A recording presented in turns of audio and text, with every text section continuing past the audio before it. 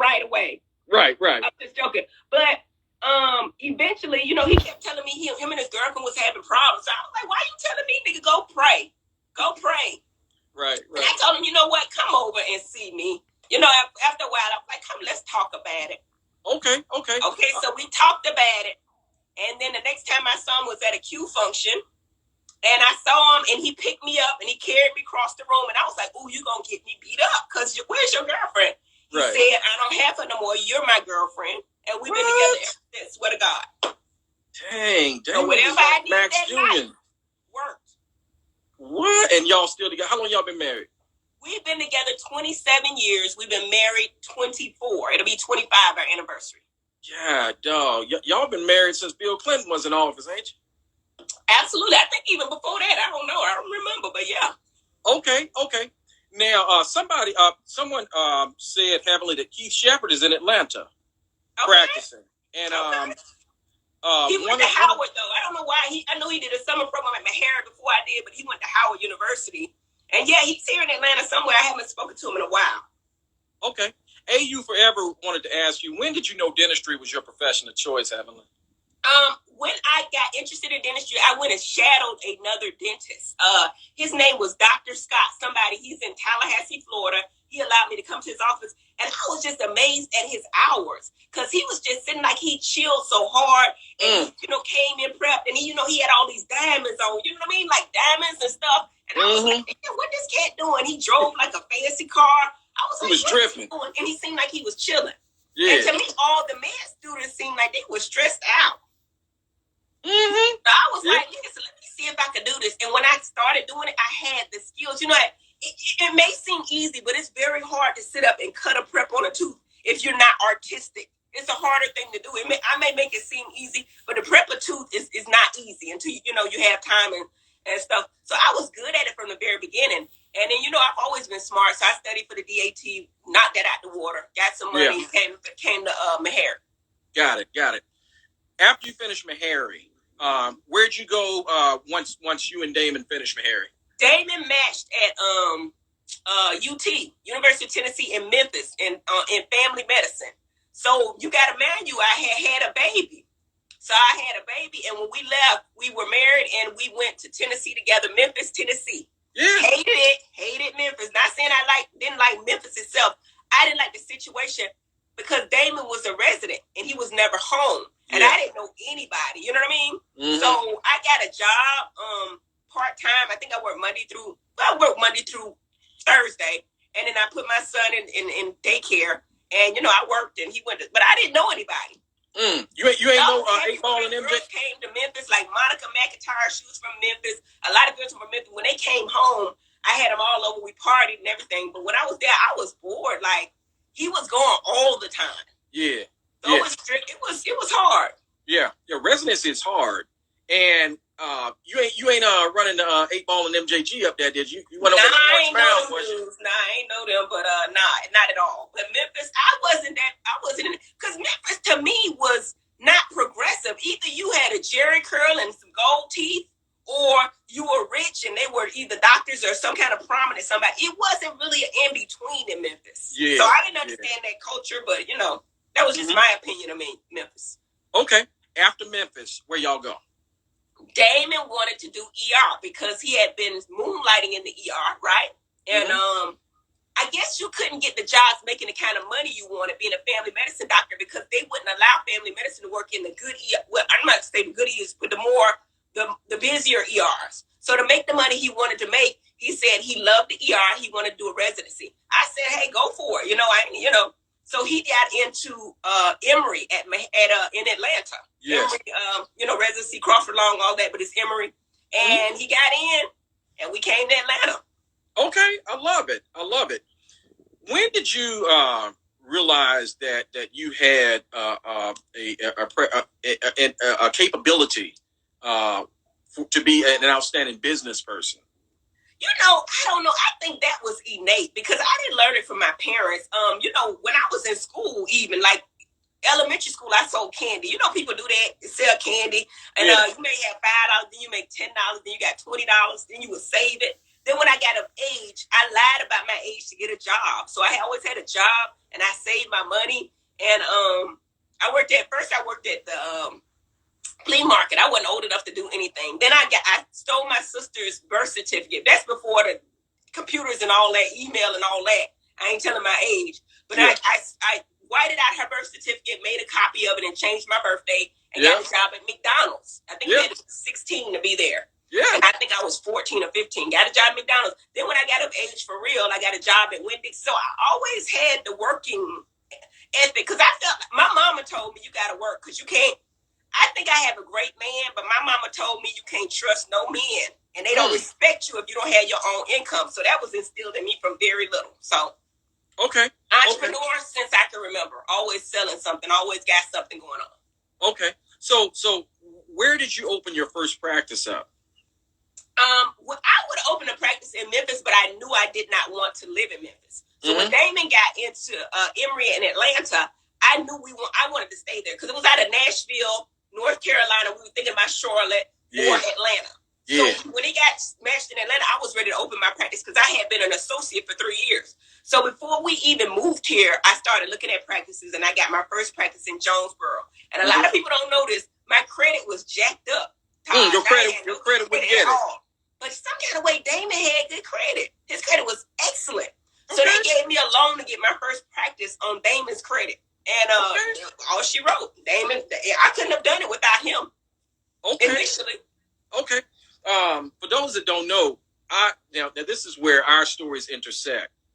When I moved I used to practice in Arizona heavily, in this little small town called Yuma, Arizona. After I finished residency, I moved out there about 4 years. Moved to Atlanta. The first hospital I worked at, I was on staff with Damon, right? And we were the only 2 black men in the hospital that I know of, that were physicians, and we hit it off. But I think that one of the things that I remembered about you early on is that I believe at this time you had multiple practices at that time. How difficult was it to grow your practices?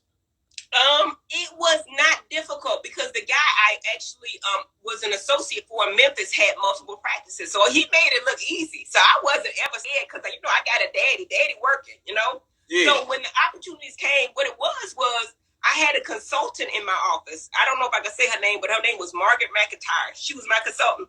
Yeah. And I had just started my first practice in Jonesboro, took out this money, but I was working because I was scared of being broke. Not scared of being broke because I trust in God, but I would work really hard because I knew I owed this money. So I had all this money saved. I would just save my money, right? And then it became an opportunity where a guy was in dire straits. I wrote this in my book. I got a book called Dr. Heavenly's Business Prescriptions on how I got these practices. So what I did was I would find people in dire straits that were losing their practices and offer them cash money for it. And the money wasn't even no big money. Like I would say, hey, you know what? I give you $60,000 cash. Or I'll take over your lease, make sure all of your back stuff is paid, and I'll take over it. I was able to get a lot of practices that way, and you wouldn't believe it. And then when you got into practice, it was either that they did not have the right doctors in there, and they were not marketing the practice. So I had billboards. I was in the Yellow Pages.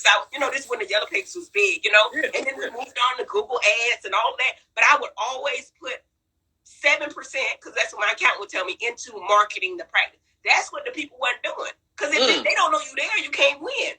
So once I got my name and reputation out there, billboard out there, that's what happened. We did really well. Now, 2 of them practices, I could not get up and running. I had 2 practices that did not work. They failed. At that time, I was really into real estate. So I had bought some commercial property with dental offices in it. I had 10 residential properties, which was a big mess. I ain't had time for that. The people don't pay their rent, Taj. I know. 10 houses like that. I think I still got 5 of them. My sister stay in them and stuff like that, or my family. But I did a lot. But Okay. Fast forward to 2021. No, back up a little bit. Then you continue. You and Damon. Damon went back and became a pain physician. For those that don't know, if you're not familiar with medicine, one thing that is unique about Dr. Damon, which is unique in medicine, period, Damon is triple boarded. And what that means is that Damon has achieved certification in 3 different areas. He's one of the tightest brothers I know. I don't know no brother that ever has done that. I don't know, and they don't know how big that is. But he's board certified in family medicine, emergency medicine, addiction medicine, and board certified for pain. I don't know how he have time for all that, with all y'all got going on. You know what? But it's been some years. Like, it took him like 6 years to get that pain office running. I mean, he got a good wife. You know what I mean? I helped him. He helped me. And initially, he would work in the ER and then pay another doctor to work in pain until he had enough training to actually go into pain and do those procedures. Yeah, no doubt.